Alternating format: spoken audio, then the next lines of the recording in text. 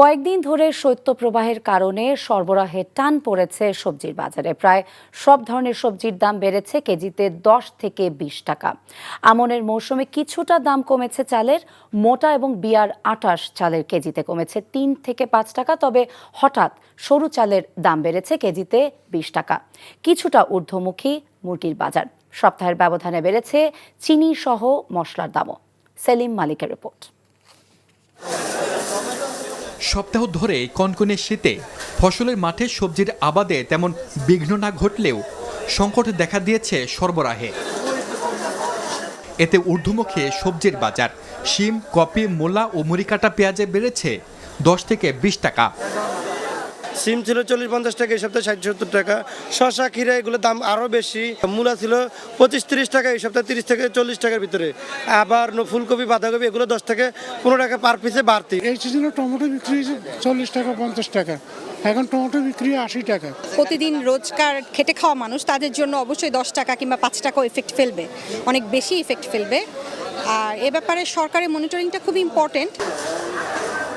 চলছে আমনের ভরা মৌসুম। কমেছে মোটা ও বিয়ার 28 চালের দাম, তবে এক লাফে কেজিতে 20 টাকা বেড়ে পোলাওর চালের দাম 150 টাকা ছুঁই ছুঁই। আটার চাউল আগে ব্যস্ত 58 থেকে 60 টাকা, সে চাউল এখন হলো যে আপনার 54 টাকা 55 টাকা।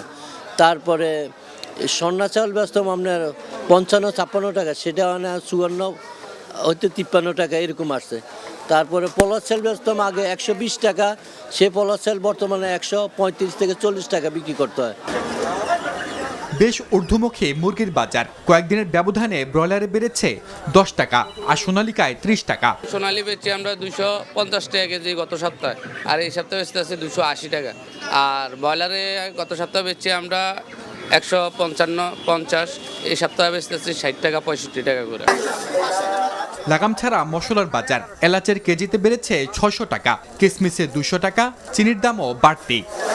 এক সপ্তাহ আগে চিনি ছিল 95 টাকা, এখন চিনি হলো 105 টাকা, কেজিতে 10 টাকা বাড়ছে। তারপরে এলাচি, যে এলাচি ছিল 4200-4300, এখন 4800 টাকা। তারপরে কিসমিস, আপনার ভালো মানের কিসমিসটা ছিল 700 টাকা কেজি, এখন 900 টাকা কেজি। বাজারে গরুর মাংস বিক্রি হচ্ছে 750 টাকায় আর খাসির মাংস 1200। সেলিম মালিক, এনটিভি নিউজ, ঢাকা।